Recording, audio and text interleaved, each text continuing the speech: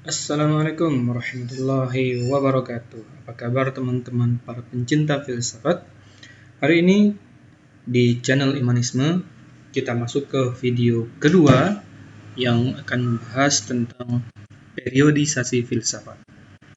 Periodisasi filsafat ini sudah dibagi-bagi oleh para ahli, dikategorisasikan berdasarkan masa atau waktu dan karakteristik dari setiap periode tersebut.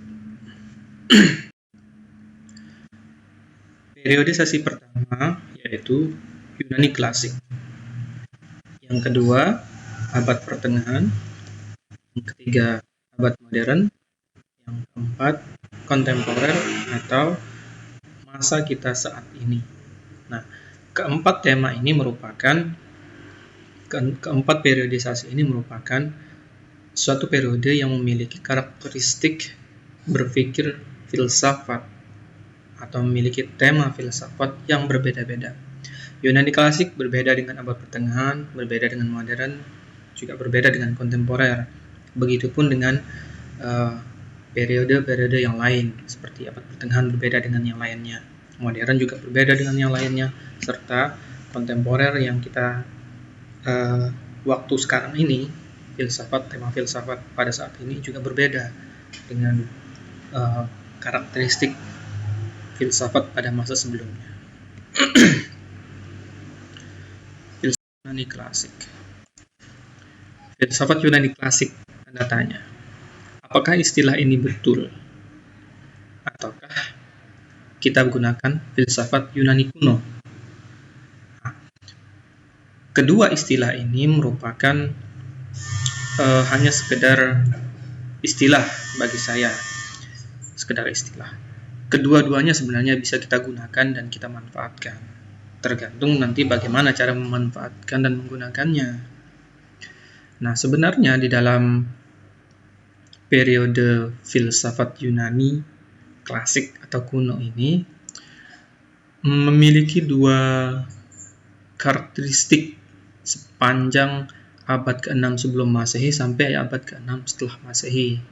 Oleh karena itu, dua istilah ini sebenarnya bisa kita gunakan untuk membedakan dua karakteristik filsafat yang muncul pada zaman Yunani di awal-awal.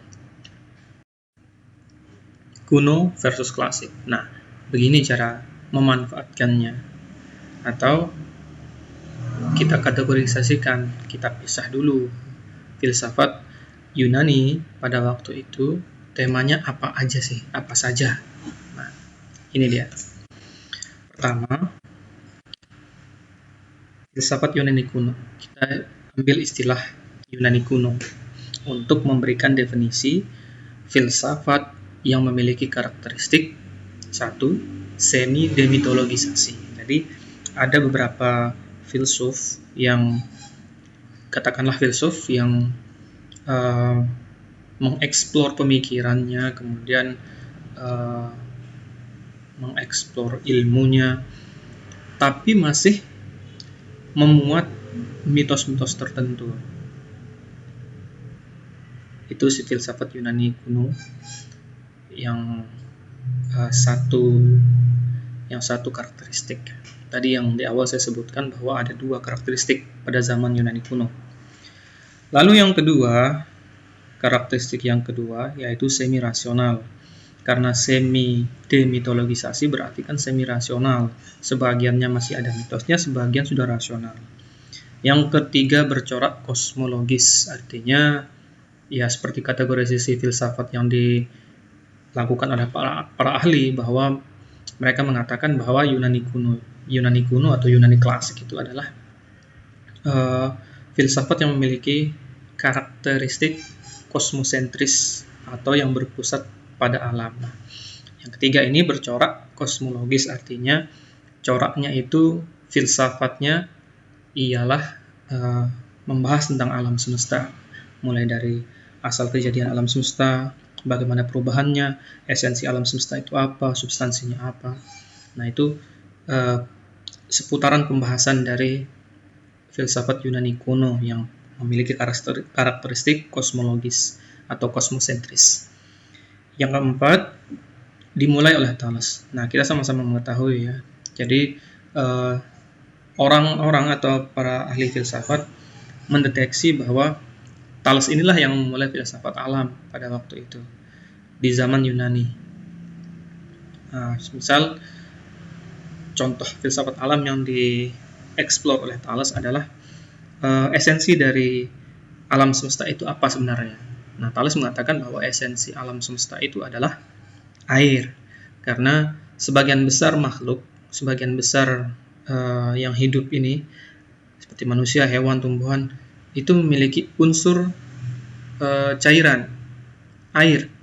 Nah, kalau sekarang kan kita sudah tahu ya, manusia itu memiliki cairan di dalam tubuhnya itu mayoritas. Jadi sebagian besar tubuh kita itu adalah cairan. Sekitar 70% kalau tidak salah ya, menurut ilmu biologi.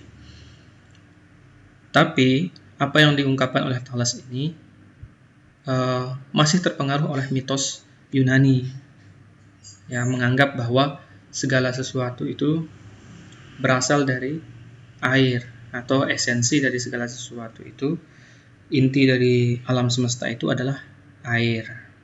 Nah, dia juga mengatakan bahwa bumi yang kita pijak ini berada di atas air. Daratan yang kita pijak ini adalah berada di atas air, di bawahnya itu ada air.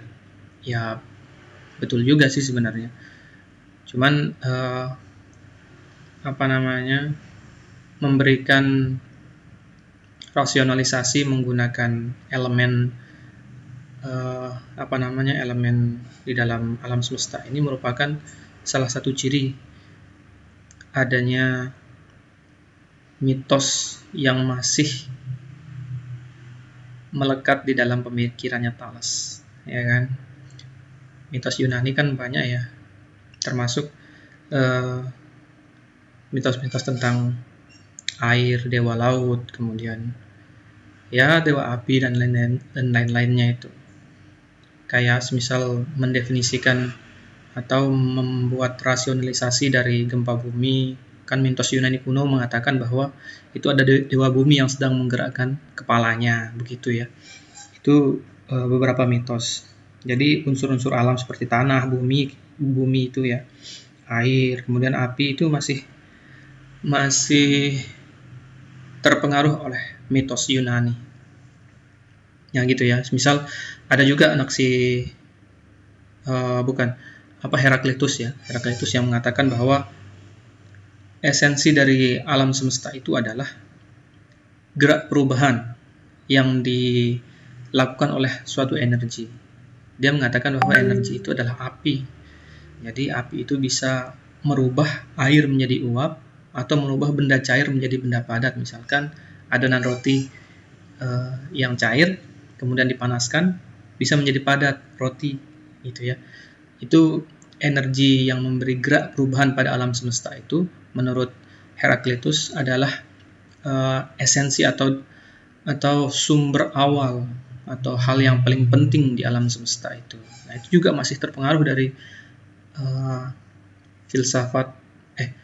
terpengaruh dari mitologi atau mitos Yunani pada waktu itu. Nah, itu seputaran Yunani yang memiliki corak filsafat kosmologis. Ada juga Thales misalkan mengatakan bahwa alam semesta ini merupakan esensinya adalah bilangan-bilangan atau memiliki bilangan-bilangan. Yaitu seputaran kosmologis ya. Mendefinisikan kejadian alam, kemudian esensi alam itu menggunakan logika, tapi menggunakan logika yang masih memiliki beberapa mitos, memiliki keterpengaruhan dari mitos-mitos Yunani. Selanjutnya, nah ini Yunani klasik. Kita gunakan saja Yunani klasik. Bisa saja sih ditukar, misalkan ini Yunani klasik, yang pertama Yunani klasik, yang kedua Yunani kuno, bisa saja. Tapi kita gunakan istilah ini saja misalkan untuk menggambarkan bahwa filsafat Yunani pada zaman dulu itu periode awal merupakan Yunani kuno, sedangkan periode selanjutnya, periode akhir di filsafat Yunani itu kita sebut Yunani klasik, begitu saja ya. Ini cuma sekedar istilah saja. Nah, ini karakteristiknya yang Yunani klasik. Satu, demitologisasi. Demitologisasi ini secara penuh, artinya mitos-mitos itu sudah tidak ada pada waktu ini, zaman Yunani klasik ini. Jadi akhir-akhir akan mendekati abad Masehi, ya kan? Itu mitos-mitos itu sudah tidak ada, minimal di dalam rasionalisasi atau cara orang berpikir tentang sesuatu yang sifatnya masuk akal, bisa diterima oleh manusia. Itu mitos sudah tidak ada. Tapi di dalam masyarakat kemungkinan besar itu masih ada, karena sampai sekarang pun mitos itu masih ada ya. Kemudian yang kedua, rasional. Karena mitosnya sudah hilang, otomatis dia akan rasional. Yang ketiga, bercorak antropologis. Bercorak antropologis. Ya, ini pada zaman Yunani, akhir-akhir filsafat Yunani, maksudnya abad-abad belakangan, di zaman Yunani itu sudah memiliki corak filsafat antropologis, artinya berpusat pada manusia, ya kan? Bagaimana cara mengetahui sesuatu itu bersifat rasional, atau bagaimana cara berpikir yang rasional itu sudah ada pada zaman Yunani.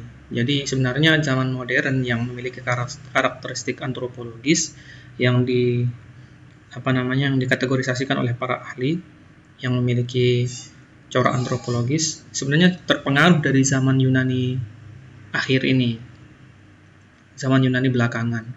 Karena pada zaman modern pendefinisian ulang atau bangkitnya pemikiran-pemikiran rasional pada zaman modern itu terinspirasi dari Plato, Aristoteles, Socrates, yang merupakan tokoh filsafat pada masa Yunani akhir, Yunani pas belakang-belakangannya. Nah, jadi Yunani klasik itu sebenarnya sudah ada ya corak antropologisnya.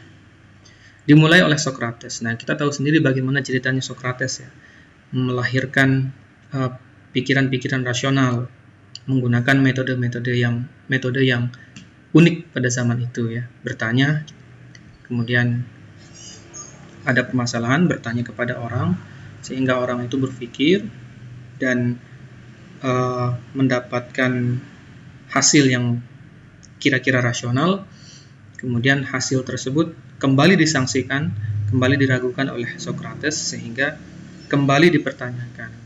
Begitu seterusnya sampai orang-orang yang ditemui oleh Socrates itu berpikir bahwa segala sesuatu itu memang ada alasan. Jadi rasionalisasinya ada. Itu dua karakter yang dimiliki oleh filsafat Yunani pada zaman itu, pada abad ke-6 sebelum Masehi sampai abad ke-6 Masehi. Ada dua kutub sepanjang penelitian yang saya lakukan. Ini karakteristiknya. Kemudian di zaman Yunani klasik ini kan selain Socrates ada juga Plato dan Aristoteles yang nanti akan mempengaruhi pola pikir atau mempengaruhi cara-cara berpikir orang zaman modern atau periodisasi filsafat modern yang bercorak antropologis. Nah, itu dia filsafat Yunani klasik atau kuno, filsafat Yunani secara umum yang memiliki dua karakteristik. Kita sebut saja Yunani kuno untuk yang bercorak kosmologis dan Yunani klasik yang bercorak antropologis. Sekian, terima kasih video kita hari ini. Kali ini kita membahas tentang filsafat Yunani, dan pada video selanjutnya kita akan lanjutkan membahas tentang periodisasi filsafat. Terima kasih teman-teman semua. Channel Imanisme yang membahas tentang filsafat, mendiskusikan filsafat secara sederhana. Terima kasih atas waktunya. Sekian. Assalamualaikum warahmatullahi wabarakatuh.